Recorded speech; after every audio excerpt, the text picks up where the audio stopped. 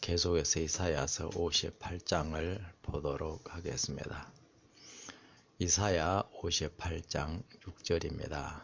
내가 기뻐하는 금식은 흉악의 결박을 풀어주며 멍에의 줄을 끌어주며 압제당하는 자를 자유하게 하며 모든 멍에를 꺾는 것이 아니겠느냐.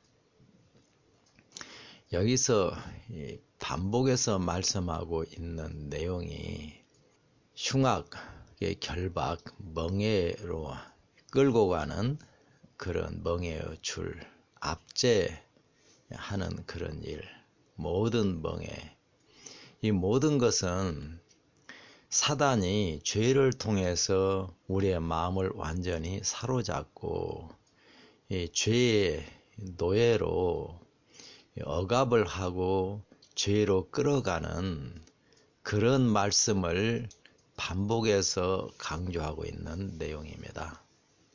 흉악의 결박, 멍에의 줄, 압제, 모든 멍에, 이게 바로 죄입니다. 예수님께서 마태복음 11장 28절부터 이제 31절에 나의 멍에는 쉽고 나의 짐은 가벼움이니라, 그렇게 말씀을 하고 있습니다. 거기에 보면은 예수님의 멍에를 메고 예수님께 배우라고 그렇게 말씀을 하고 있는데요. 세상에 이제 사는 모든 사람들은 자기가 알든지 못하든지 간에 멍에를 메고 있습니다. 세상에서 주는 멍에예요. 세상에서 태어나면 자연스럽게 그 멍에를 메고 사단이 세상을 통해서 끌고 가는 대로 끌려갈 수밖에 없는 그런 멍에를 메고 사는 삶을 살게 되는데, 바로 그 멍에를 끊어버리라고 하는 것이에요. 그 멍에를 완전히 끊어버리고 세상, 사단이 주는 멍에 대신에 예수님께서 주시는 멍에를 메라고 하는 것입니다. 문제는 이 세상의 멍에는 우리가 원하든지 원하지 않든지 우리의 의지와 상관없이 우리에게 지워져 버립니다. 그런데 예수님께서 주시는 멍에는 믿음으로 온전히 예수님을 따라 예수님의 말씀만을 따라서 예수님과 함께 살려고 하는 사람에게만 지워지는 것이에요. 예수의 멍에는 강제로 지워지는 것이 아니고 사단이 지워주는 세상의 멍에는 강제로 지워지는 것입니다. 사단이 지워주는 죄의 멍에, 그것이야말로 참으로 흉악의 결박입니다. 죄를 떠나서 살려고 하는 사람들은 자기 자신이 도무지 죄의 멍에를 벗어버릴 수 없고, 자기가 아무리 원하지 않고 아무리 죄를 범하지 아니하려고 할지라도 죄에게 끌려갈 수밖에 없는 자기 자신을 발견하게 됩니다. 그래서 그것을 흉악의 결박이라고 말씀을 하고 있고요. 그리고 죄는 우리의 자유를 허락해 주는 것이 아니라 억압을 해서 강제로 끌고 가버려요. 그래서 압제를 당한다고 말씀을 하고 있는 것입니다. 다시 말하면 하나님께서 참으로 기뻐하시는 금식은 우리가 죄로부터 해방이 되고, 그리고 다른 사람들에게 바로 우리가 죄로부터 해방된 그 복음을 전해서 그들도 죄로부터 해방되게 하는 그 일, 그것을 하나님께서 참으로 기뻐하신다, 그렇게 말씀을 하고 있습니다. 그걸 하나님께서는 마음의 금식이라고 표현을 하고 있는 것입니다. 왜냐하면 죄가 우리의 몸에 새겨져 있고 본성에 그 죄가 새겨져 있어서 그 본성이 우리의 마음에 들어와서 우리의 마음을 자연스럽게 끌어가 버리기 때문에 그 죄를 마음에서부터 완전히 비우는 그런 역사가 이루어져야 된다고 하는 것이에요. 그래서 그것을 마음의 금식이라고 말씀을 하고 있는데, 우리 속에 있는 죄가 해결이 되고 죄로부터 해방이 되려고 하면 방법은 단 한 가지밖에 없어요. 우리의 구주이신 예수님이 우리의 마음에 들어오셔서 죄로부터 해방시키는 일을 해 주셔야 된다고 하는 거예요. 예수님 우리 마음에 들어와서 우리를 죄로부터 해방시키고 죄를 이기도록 만들어주지 아니하면 우리는 그 죄에서 절대로 해방이 되지 못하고 평생 동안 죄의 노예로 살 수밖에 없다고 하는 것입니다. 예수님께서 우리 마음속에서 죄로부터 해방시키고 구원하시는 그 역사를 말씀하고 있는 게 바로 복음이에요. 그래서 복음을 올바로 배우고 그 복음을 따라 예수님을 온 마음을 다해서 믿을 때에 예수님께서 그 복음을 따라 우리 마음에 들어오셔서 죄로부터 구원하시는 그런 역사를 해 주시는 것입니다. 그래서 이사야 58장 1절에 크게 외치라. 내 목소리를 나팔같이 날려 내 백성의 그 허물을, 야곱의 집의 그 죄를 확실하게 증거해 주라 라고 말씀을 하고 있는 내용이 바로 그 내용입니다. 요한복음 8장 30절 31절에 보면 예수님께서 이제 자기 자신에 관해서 강력하게 이스라엘 사람들에게 증거를 하니까 많은 이스라엘 사람들이 예수님을 믿게 되었습니다. 그들은 유대인의 유전과 전통에서 해방이 되고 하나님의 참된 복음을 따라 예수님을 믿은 게 아니에요. 자기들이 믿고 있는 유대인의 신앙, 그 신앙을 따라서 예수님을 믿는 거예요. 예수의 말씀을 들어보니까 참 예수님이 진짜 하나님께서 보내신 분처럼 그렇게 생각이 되고, 그래서 그냥 자기들이 믿는 신앙 위에 예수님을 더 믿는 그런 일을 했습니다. 그러니까 유대인의 신앙을 따라서 예수님을 아무리 믿어보았자 사단의 가라지를 따라서 예수님을 믿는 것이잖아요. 그래서 예수님께서 그들에게 진리를 알지니 진리가 너희를 자유케 하리라 그렇게 말씀을 해요. 사단의 가라지, 교회의 유전과 전통에서 해방이 되고, 그리고 하나님의 참된 복음을 따라서 예수님을 믿을 수 있는 유일한 길이 진리를 먼저 알게 되는 것밖에 없습니다.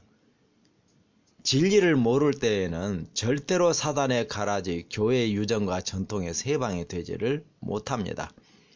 왜냐하면 자기들이 평생 동안 계속해서 하나님의 진리라고 믿어왔던 것이 교회 유전과 전통이고 사단의 가라지였기 때문입니다. 그러니까 하나님의 참된 진리가 알아져야 자기들이 믿고 있는 것이 진리가 아니다, 그걸 깨닫게 되는 것이죠. 그래서 하나님의 참된 진리를 깨닫게 되면 무엇으로부터 해방이 되겠습니까? 교회 유전과 전통 사단의 가라지로부터 해방이 되는 것이에요. 왜냐하면 진리를 알게 되면 사단의 가라지는 진리와 정반대예요. 하나님의 진리는 아주 단순합니다. 하나님의 진리와 사단의 가라지는 어떤 사람이든 성경을 잘 아는 사람이든지 성경을 전혀 모르는 사람이든지 얼마든지 쉽게 분별할 수가 있어요. 사람들은 사단의 가라지를 올바로 알려고 하면 성경을 굉장히 많이 알아야, 그래야 겨우 사단의 가라지 교회 유전과 전통을 알게 될 것이라고 생각을 하는 그런 경향이 있습니다. 그런데요, 하나님의 진리, 하나님께서 우리에게 이 은혜를 베푸시고 예수님 십자가에 죽으시기까지 하면서 우리에게 이루시려고 하는 일은 단 한 가지예요. 그게 바로 죄로부터 우리를 구원하는 일입니다. 그래서 천사가 다윗의 자손 요셉에게 현몽하여 말하기를, 마리아에 잉태된 그 사내 아이, 그 아이의 이름을 예수라고 지어주라고 했습니다. 왜냐하면 예수님은 자기 백성을 저희의 죄에서 구원할 자이기 때문이다. 그게 예수님께서 이 땅에 오신 유일한 목적이에요. 하나님께서 성경을 주시고 말씀을 주시고 은혜를 베푸시고 우리에게 임하여 역사하시는 유일한 목적이 죄로부터 우리를 구원하고 죄로부터 해방시키는 것입니다. 그러니까 하나님의 진리는 단순해요. 진리의 모든 목적은 우리를 우리의 죄에서 구원하는 것입니다. 다시는 죄를 범하지 않도록 만들어 주기 위하여 주신 것이 하나님의 진리란 말이에요. 근데 사단의 가라지는 하나님의 이름으로 죄를 따라 살게 만드는 것이 사단의 가라지입니다. 사단의 가라지인지 하나님의 진리인지 분별하는 것은 너무나 쉬워요. 자기가 믿고 있는 그 진리가 이 죄에서 해방시켜주는 그런 것이 아니라 죄를 따라서 살아도 구원을 받는다. 그게 바로 사단의 가라지입니다. 그리고 하나님의 진리는 죄를 따라 살 때에는 절대로 우리의 구원이 이루어질 수 없다. 전능하신 하나님께서 우리에게 임하셔서 우리를 우리 죄로부터 완전히 해방시키고 죄로부터 구원하시는 역사를 하시고 다시는 죄를 범하지 않도록 우리에게 임하셔서 항상 승리를 주신다. 그걸 말씀하는 게 하나님의 진리예요.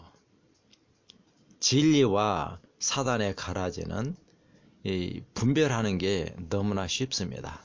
그런데 우리 죄인들의 문제는 하나님을 아무리 믿고 구원을 받을지라도 자신의 죄에서 완전히 떠나서 다시는 죄를 범하지 않고 오직 하나님의 거룩한 말씀과 하나님의 계명만을 따라서 살기를 원하지 않는다고 하는 거예요.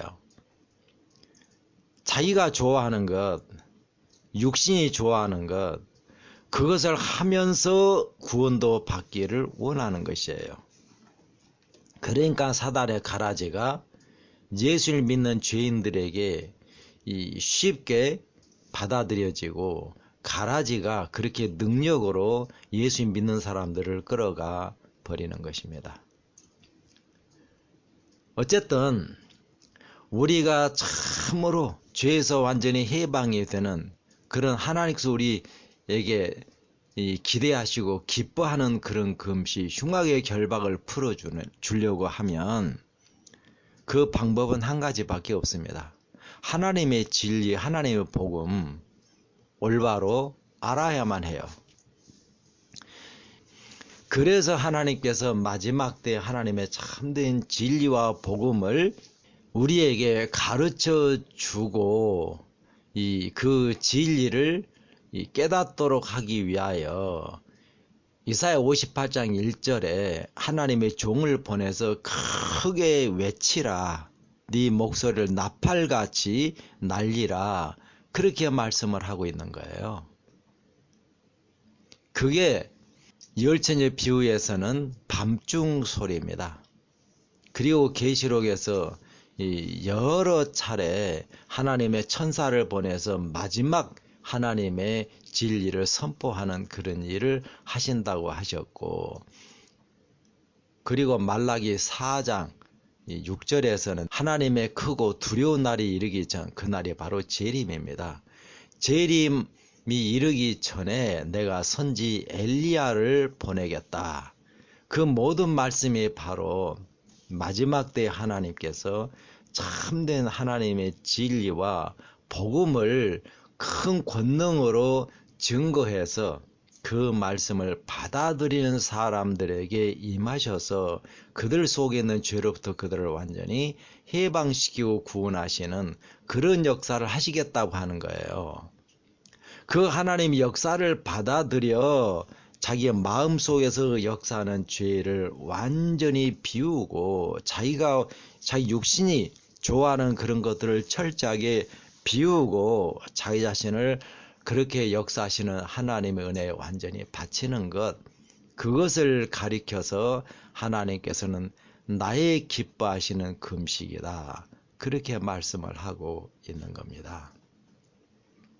그렇게 예수님께서 우리 마음에 참된 복음과 진리를 따라서 우리 마음에 임하셔서 우리 죄로부터 완전히 해방시키시고, 그리고 그 대신에 예수님의 마음을 주시는 것이에요.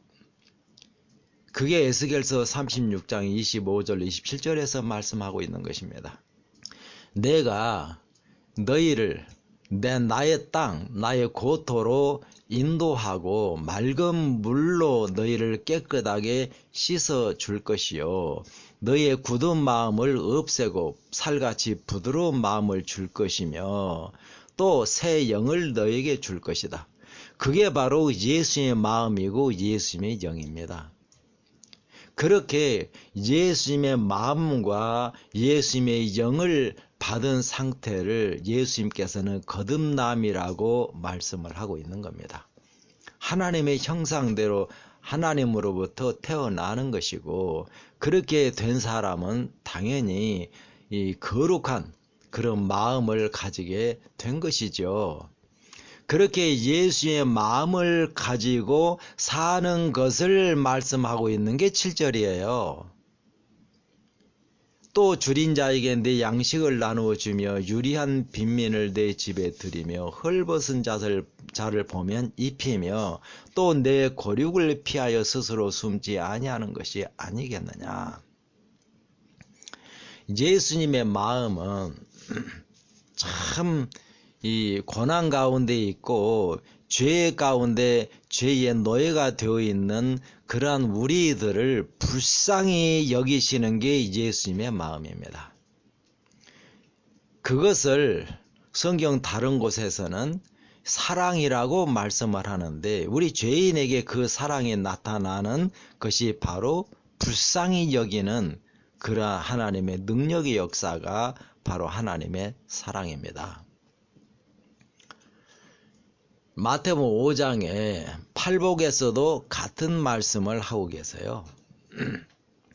거기 의에 줄이고 목마른 자는 복이 있나니 저희가 배부를 것이며, 의에 줄이고 목말라서 참으로 우리를 의롭게 해주시는 예수님을 온 마음을 다해서 찾고 이 예수님께서 가르쳐 주시는 마지막 때에는 밤중 소리, 큰 나팔같이 외치는 그 하나님의 말씀을 온 마음을 다해서 받아들이고 그 말씀을 따라 의의를 사모하여 예수님을 열렬하게 찾는 그 사람은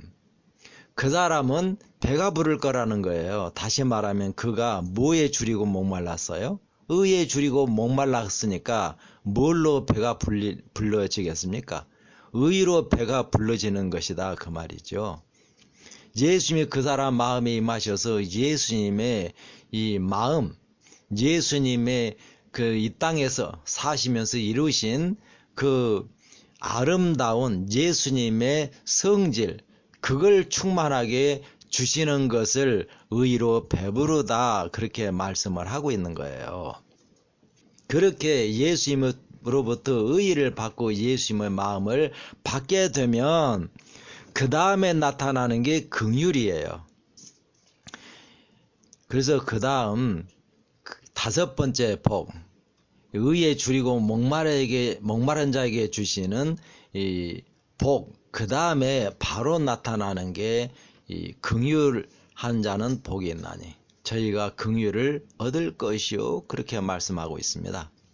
다시 말하면 예수님의 마음을 가진 사람에게서 나타나는 게 긍휼이라고 하는 것이에요. 불쌍히 여기는 마음입니다.